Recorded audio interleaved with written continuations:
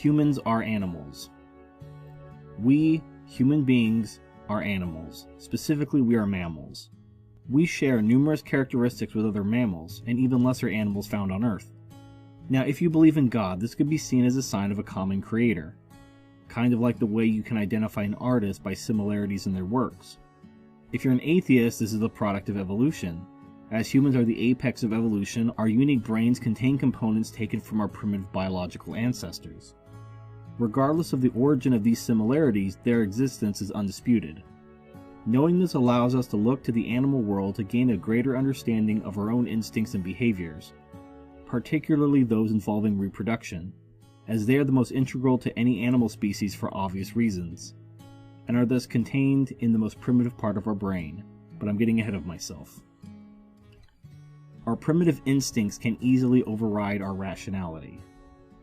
Our highly developed brains, capable of rationality, invention, and self-awareness, are what make us the dominant life form on Earth.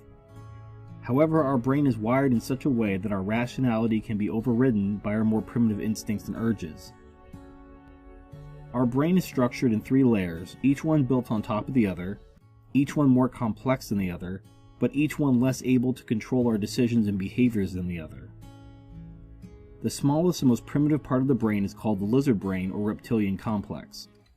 It gets this name because this structure is found in lizards today. This part of the brain is in charge of biological functions such as regulating heart rate, breathing, balance, as well as survival and reproductive instincts. This layer of the brain is connected directly to the brainstem, and its functions are largely out of our conscious control. For example, you can consciously control your breathing, but it is largely automatic when you're not thinking about it, as is your heart rate and balance. In terms of reproductive instinct, this layer of the brain is responsible for those times when you've been quote-unquote thinking with your dick. When you did something completely irrational and possibly dangerous because all you could think of was to have sex. That was the lizard brain and possibly alcohol influencing you. The second part of the brain is known as the limbic system. This part of the brain is the emotional center of the brain, and is also in charge of the regulation of chemicals that cause pleasure, happiness, and adrenaline, as well as the formation of long-term memory and even your sense of smell. The limbic system is also in charge of those gut feelings that you can't rationally explain. This part of the brain is responsible for those times when you've quote-unquote followed your heart. You've made irrational and dangerous decisions because you were in love, or because it felt right. That was the limbic system influencing you. The third, final, and most advanced part of the brain is known as the neocortex. It is from this layer that we get our higher brain functions that define human beings. This is the layer where we get logic, reason, abstract thought, the ability to speak, read, write, and conscious control of our motor functions. Our instincts control us more than we think. Now that we understand how the brain works, we need to appreciate the fact that even in modern times, with all our technology and advancement, we are still largely controlled by primitive instincts and urges, so much so that it may shock you. Think about the last time you asked yourself why you wanted something. Was there a rational reason for your desire, or did you simply want it for some unexplainable reason, and when you got it, it made you happy and gave you pleasure? When this happens, realize that you are being manipulated by your more primitive brain, the limbic system in this case, and you didn't even realize it. But then again, why would you question it? They are your own thoughts after all, aren't they? Your thoughts, the thoughts coming from the more primitive parts of your brain, the parts responsible for emotion, memory, reproduction, and even happiness, have made you a slave.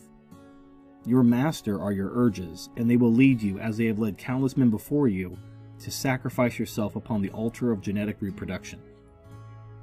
Many who recognize things in society, such as gynocentrism and male disposability, blame feminism, or believe that it was orchestrated by cultural Marxists, but they are wrong. The enemy that has enslaved men is not in the gender studies department of some university, or within some political party or ideology, but behind your eyes and inside your skull, and which is allowing you to hear and understand the words I'm speaking to you right now.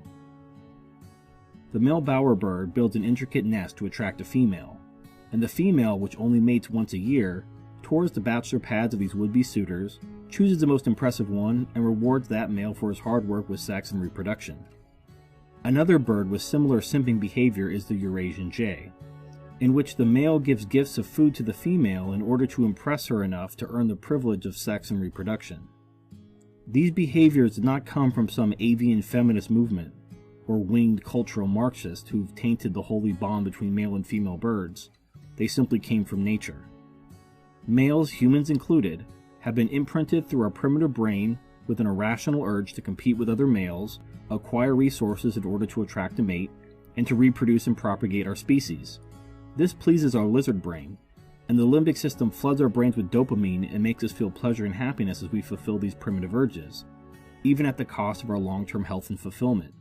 This is not rational choice, but rather primitive biologic impulse.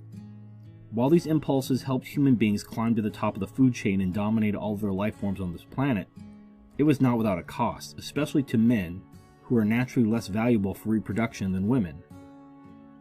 To demonstrate this, imagine a small tribe of 100 people, 50 men and 50 women. If they paired off into couples, the tribe could possibly grow by 50 people every 9 months or so. If 40 out of the 50 men died, the remaining 10 men could still impregnate all 50 of the women, meaning that the tribe could still grow by 50 people every 9 months or so. However, if 40 out of the 50 women died, the tribe could only grow by a maximum of 10 people every 9 months or so, a devastating loss to the tribe. And since there are 50 men and only 10 women, those 50 men will compete and possibly kill each other in order to gain reproductive access to the remaining women, thus damaging the tribe even further. This is why when a ship is sinking or a building is burning, that the women are saved first. It's not just an old-timey tradition harkening back to chivalry, but a biological imperative. Our instincts are to protect women, especially attractive and fertile women who have good genes. This is why women receive far less harsh sentences for the same crimes as men. Our lizard brain triggers an instinct to protect young, attractive, and fertile women. Even if you're happily married or gay, attractive women will trigger an instinct to be kind and protective to them. You want to protect them and you want to impress them because your lizard brain subconsciously wants to mate with them. Remember, the lizard brain operates on instinct and we cannot control our instincts, only recognize them. Women are just as much of a slave to their biological urges and instincts as men, but due to their roles as reproductive gatekeepers, their lot has always been less brutal than that of men. A woman's biological imperative drives her to seek out men with resources that they will provide for her as well as protection. This is known as hypergamy and has a biological basis. In the animal world, pregnant and nursing mothers are physically vulnerable and require more food than normal as they produce milk, especially if they give birth to multiple offspring. Since the female requires protection and additional food while nursing, it only makes sense that a woman's biological instincts would cause her to be attracted to men with resources and a dominating presence, either through their physique, demonstrating physical superiority, or through their take-no-bullshit alpha male bad boy attitude. All of these characteristics are attractive to women on an instinctual level. If resources are abundant enough, the female may not require a male to provide for her, and will join a harem of other females around males with the best genes, like an animal version of sister wives. How the environment and an abundance or absence of resources affects how females are attracted to the opposite sex is an interesting topic. If you want to know more, I'm linking to a Davis Arini video called RK Selection Theory in Practice. So it's obvious that men and women have different biological drives. Men seek women for their health and fertility, primarily via visual cues such as youth and beauty. Meanwhile, women seek men for their resources and ability to protect and provide for them, primarily via social cues, such as a man's career and status. However, notice that there is an important disparity between what women and men seek, which brings us to the forced truth and the reason for the title of this video. She'll never love you. Women don't love men. They can't love men. Their instincts and urges are not towards men themselves, but towards what men have and can provide for them and their children. Men and women are both shallow, but at least a man is interested in the woman herself.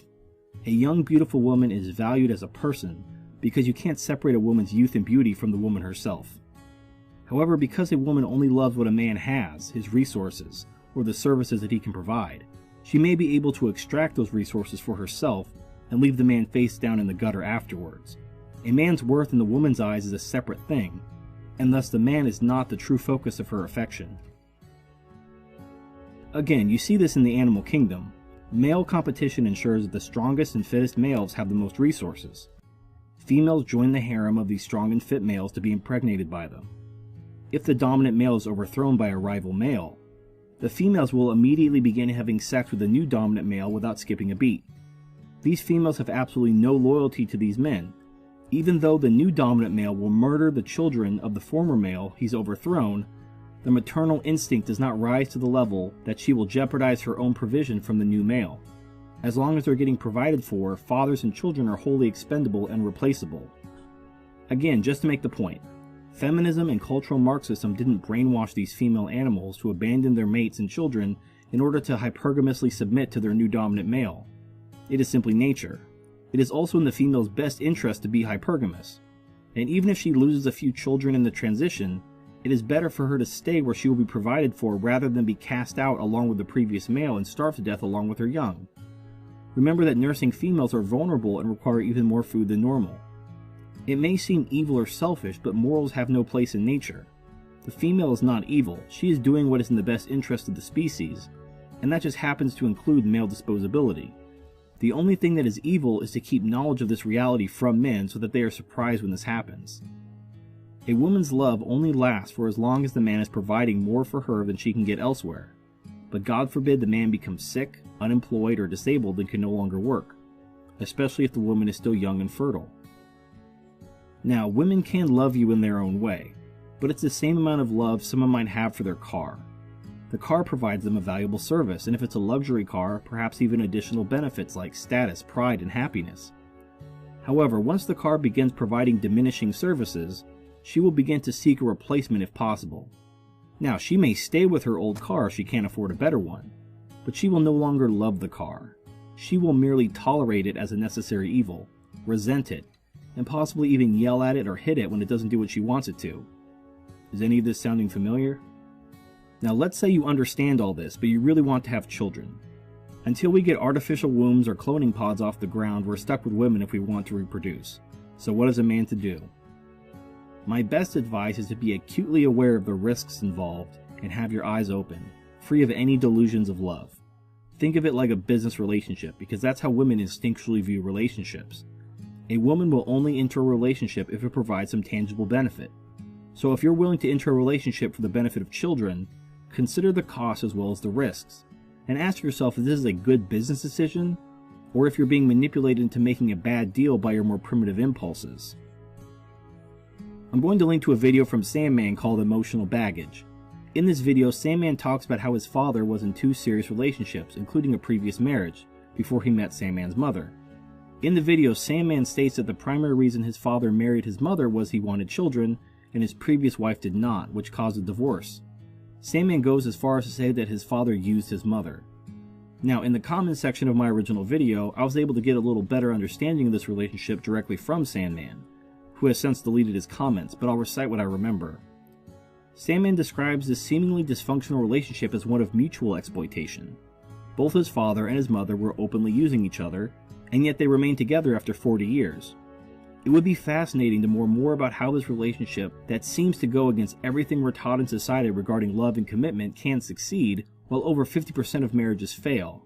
And unfortunately, I don't know anyone like Sandman's father, so I can only speculate. I will now speculate that based on what I do know, it sounds like he had the right idea regarding relationships. He approaches marriage like a business, which is fine, and men are normally very good when it comes to making business deals. But due to our primitive brain hijacking our rationality when it comes to relationships, our common sense goes right out the window and we make terrible deals, risking everything simply to have sexual and reproductive access to an attractive young female.